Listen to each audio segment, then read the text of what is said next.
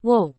Tenda dibuka oleh Ning Sanglan. Dia tidak melihat ke dalam tenda, tetapi pertama-tama berbicara dengan dua orang luar. Jangan membicarakannya. Pergi malam ini untuk meningkatkan ingatan orang-orang percaya di kuil penguasa cahaya, agar tidak membuat keributan di depan kita ketika saatnya tiba. Kalian, cepat dan bersiaplah. Jangan mengobrol di sini. Ya, ayo pergi ke sini. Ning Sanglan memasuki tenda. Pria itu mendongak. Semua yang ada di tenda seperti biasa, hanya satu pelayan yang membersihkan. Dikatakan membersihkan, pada kenyataannya, tidak perlu alat apapun. Kekuatan kepercayaan berubah menjadi angin sepoi-sepoi, menyapu desktop yang bersih. Semuanya begitu damai dan acuh tak acuh. Ketika Yu Daoseng melihat seseorang memasuki tenda, dia bergegas maju dan membungkuk kepada orang dengan etiket Mahkamah Agung.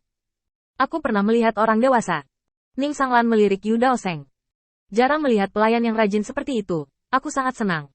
Pergi ke perbendaharaan untuk menerima hadiah. Aku akan menerimamu sebagai murid sekte luar, dan memberi contoh bagi anak-anak bau itu. Yu Daoseng dengan cepat membungkuk lagi. Terima kasih, Pak. Melihat Yu Daoseng begitu hormat, Ning Sanglan tidak menyebutkan betapa nyamannya dia. Dia dengan santai duduk di kursi utama dan melirik Yu Daoseng. Baru di sini, kelihatannya agak mentah. Yu Daoseng sangat gugup sehingga dia tidak bisa berbicara dengan jelas. Dia telah melihat orang ini di depannya, kapten yang memimpin Mahkamah Agung. Sama seperti Lin Bai dan Zhao Wuling di tim mereka, setidaknya dalam kekuatan mereka, ada kepala dan wajah. Dan wajah Mahkamah Agung, itu pasti sangat kuat. Yu Daoseng tahu bahwa setiap kali dia mengucapkan kata yang salah, dia tidak akan pernah memberinya buah yang enak untuk dimakan, terutama setelah dia mengetahui bahwa dia diam-diam telah mengambil liontin giok itu. Memikirkan hal ini, ekspresi Yu Daoseng menjadi lebih hormat. Ya, Tuan Ning memiliki status terhormat, dan itu normal bahwa dia tidak pernah ingat menjadi muda. Namun, saya telah bertemu orang dewasa beberapa kali, tetapi identitasnya sangat berbeda, dan saya hanya berani melihat penampilan hormat orang dewasa dari kejauhan. Kata-kata Yu Daoseng tampaknya telah mengatakan beberapa hal penting, yang membuktikan identitasnya. Tetapi sebenarnya, ketika kita melihat lebih dalam, bukankah itu hanya omong kosong yang masuk akal? Dengan identitas yang begitu mulia sebagai pihak lain, siapa di Mahkamah Agung yang beberapa kali tidak sempat bertemu? Bahkan jika Anda melihatnya dari kejauhan, itu bisa disebut pertemuan yang menentukan. Ada orang dengan kehormatan seperti itu, belum lagi 8.000, setidaknya 800.000. Bagaimanapun, seseorang dengan level Ning Sanglan pasti akan muncul di acara-acara besar di Mahkamah Agung. Ini adalah seni berbicara. Yu Daoseng masih sangat berhati-hati, yang membuat Ning Sanglan merasa sangat penasaran. Aku baru saja menghadiahimu, tapi kamu tidak tergerak sama sekali. Jika Anda adalah anggota Mahkamah Agung, Anda harus tahu bahwa Ning Sanglan adalah ayam besi yang terkenal, dan dia tidak dipetik. Ini adalah pertama kalinya dalam seumur hidup. Anak ini tidak bersyukur seperti yang dia harapkan, tetapi memiliki ekspresi tenang di wajahnya, yang membuat Ning Sanglan lebih tertarik padanya. Apa, menurutmu aku akan memberimu hadiah hanya karena kamu seorang pelayan?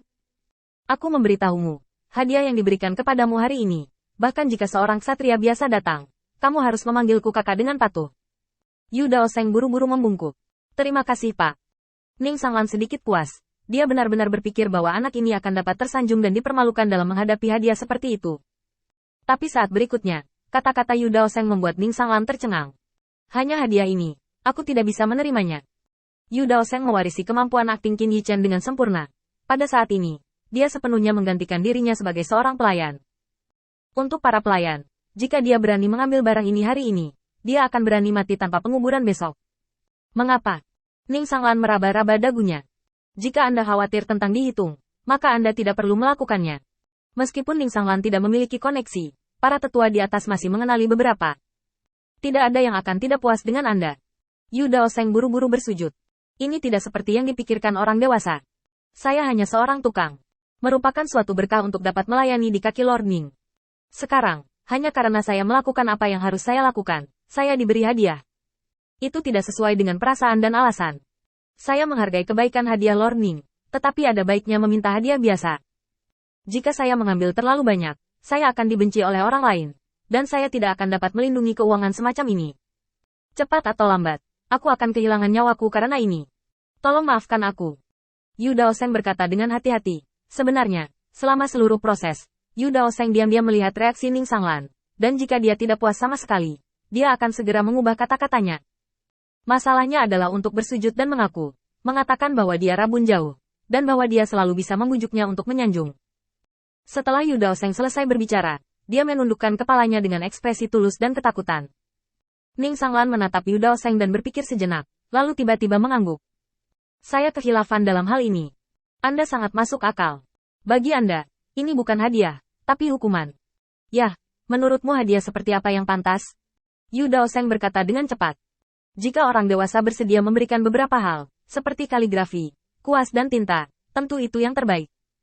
Aku bisa meneruskan hal ini ke Era, dan itu tidak akan menarik orang lain yang didambakan, dan itu juga menunjukkan keagungan tuanmu. Ning Sanglan tercengang setelah mendengar ini, dan bertepuk tangan lagi dan lagi. Baik. Usulanmu sangat bagus, lalu aku ingin mengandalkanmu untuk memotivasi mereka yang tidak termotivasi. Hadiah apa yang pantas? Yu Daoseng terdiam sejenak. Hatiku tiba-tiba menjadi tidak senang. Orang baik, Anda memperlakukan saya sebagai orang alat, benar, dan Anda terus berbicara tentang hadiah, semuanya tidak sama. Meskipun Yu Daoseng penuh fitnah di hatinya, dia masih menyarankan dengan jujur. Tuan, Anda bisa memberi saya sepasang karakter. Anda hanya perlu menulis 4 karakter. Itu pasti akan membuat bawahan Anda bekerja keras.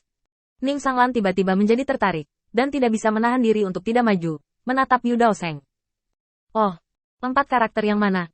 Yu Daoseng menggelengkan kepalanya dan mengatakan ini. Tuliskan saja 4 karakter besar. Tuhan mengganjar ketekunan. Pahala Tuhan.